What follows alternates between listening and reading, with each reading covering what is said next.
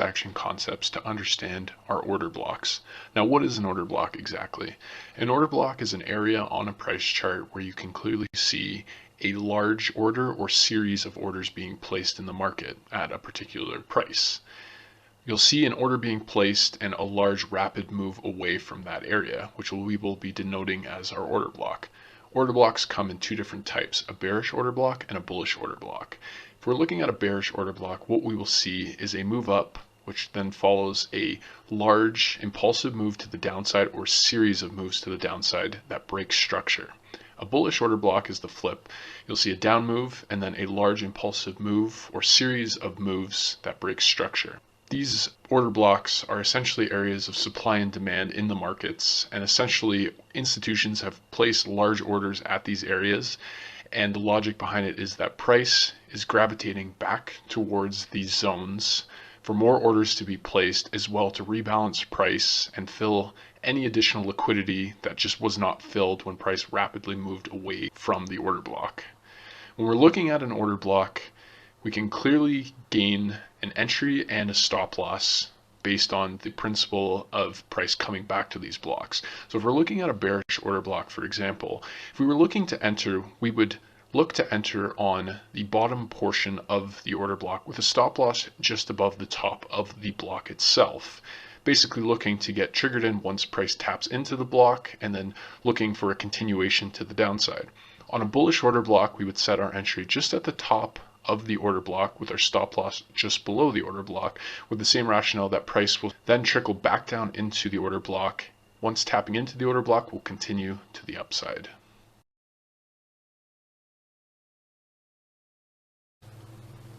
Now let's run through some examples of order blocks based on what we've learned. So if I look at price here, we're in Euro US dollar on the 1 hour chart. What I can see is we have a structural high here, and we have a break and a printing of a higher high in this case. Now what we can see if we look, we have a down move candle that originated the move. We get the break of structure, and then we can see as price then begins to come back down and tap into the block and then explodes away to the upside. So if we look at this, if I just take this back for a minute and we just look at this in its pure state, what we can see is price broke structure here, creating a higher high, a higher low, and is now making a higher high.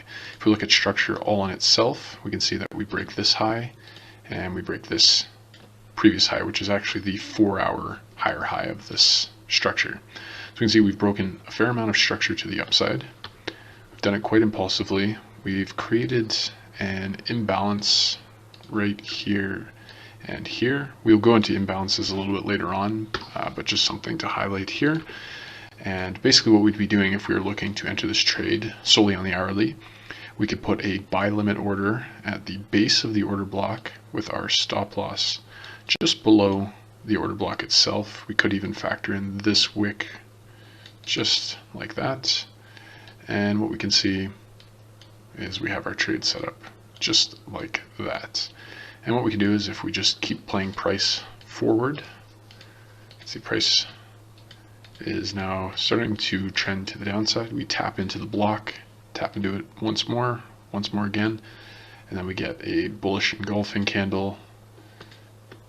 And there we go. We start to see momentum kick actually into the market, and then we can see that price then explodes to the upside.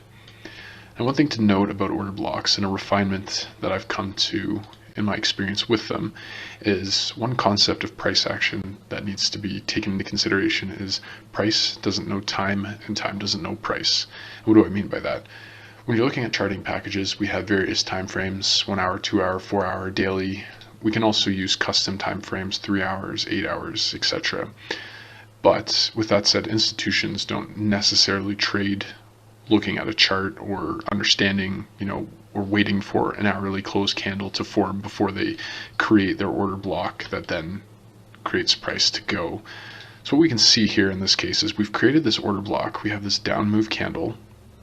And if we look at the high of the candle and the low, we can see that the next candle, this bullish candle right here, doesn't engulf the order block itself. But what we can see if we look at the next candle, that's where we get our true momentum to the upside. That's when we break the structure, we create that imbalance like I had mentioned. So what we can do with that information is we can actually refine our order block to this bullish candle here. It's a small refinement that ultimately is not going to make or break your trade. You can see what this ends up doing is we take our stop loss from effectively 29.5 pips down to as low as 27.5, or if we just give it a little bit more room, 28. So marginally increased risk to reward, but the concepts remain the same. Now with that said, let's jump into a bunch of examples and really dig into everything. So I'll put some order blocks on the chart now, and what we can see if we start with this far one to the left, we can see, if I just zoom out, see Euro US dollar has been on quite the large uptrend. We're creating higher highs and higher lows and continuously pushing to the upside. If we look here, we can see that we have created a high, and we've now broken the high. We've broken it impulsively with clear momentum. What we can see is we would have our order block here as the bearish candle before the impulsive move that breaks structure, the structural high here. And again, like I just mentioned with this example, we can refine this order block a little bit further and understand that if we just move this out of the way, the high of this candle and the low, we can see that this candle didn't actually engulf this. The momentum didn't really actually set in until this candle here. So what we can actually do is we can draw our order block just like that.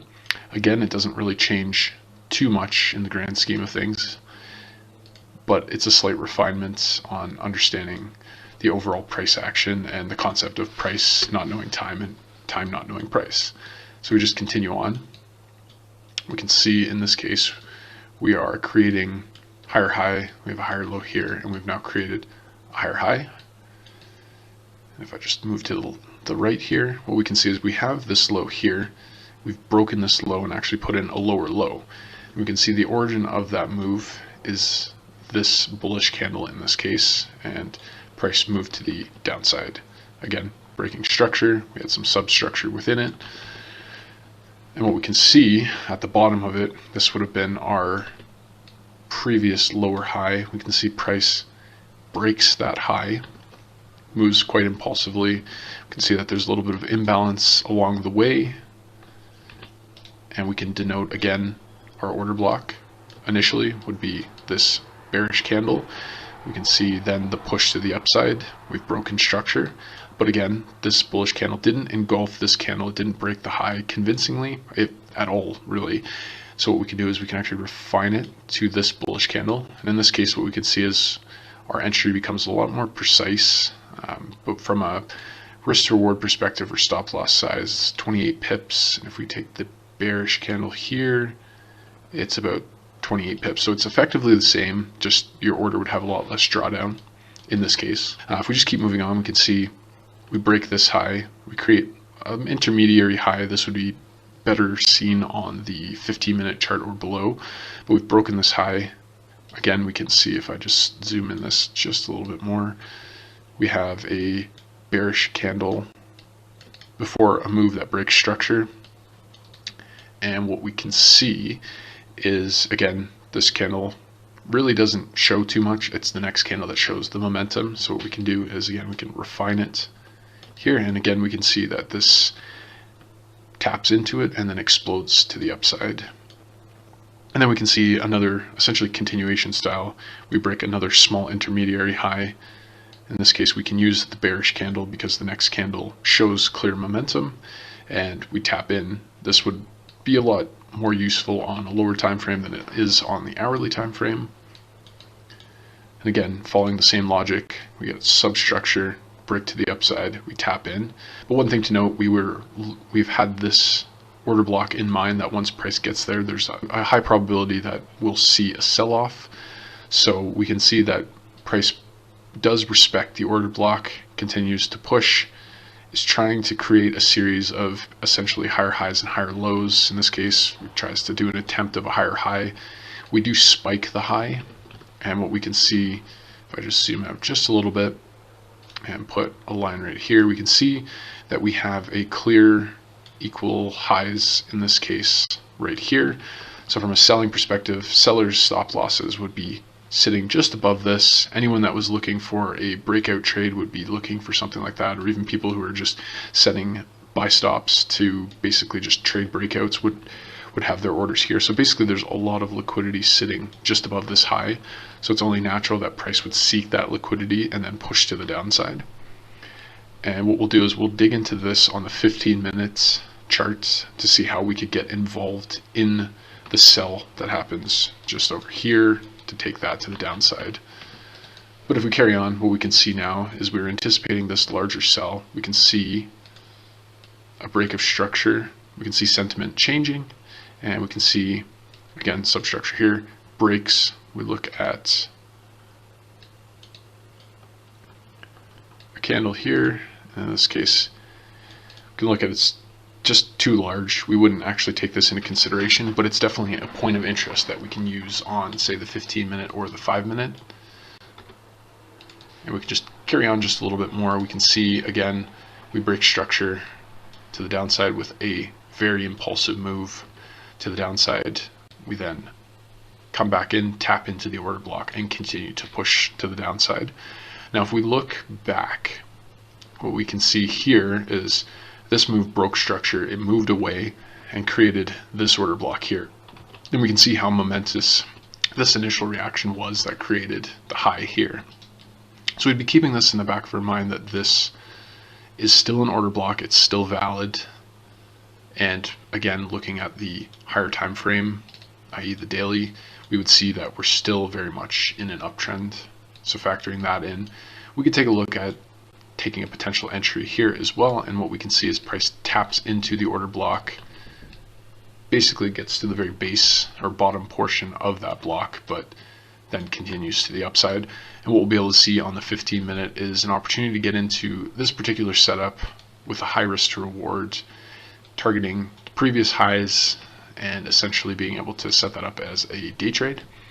But you can see the logic playing out, and what you'll notice is price tends to prop up onto these zones, these order blocks, to continue on before different price action occurs. And again, if we just kind of carry on, we can see price creates a high. There's a high here, so we've now switched to creating higher highs and higher lows.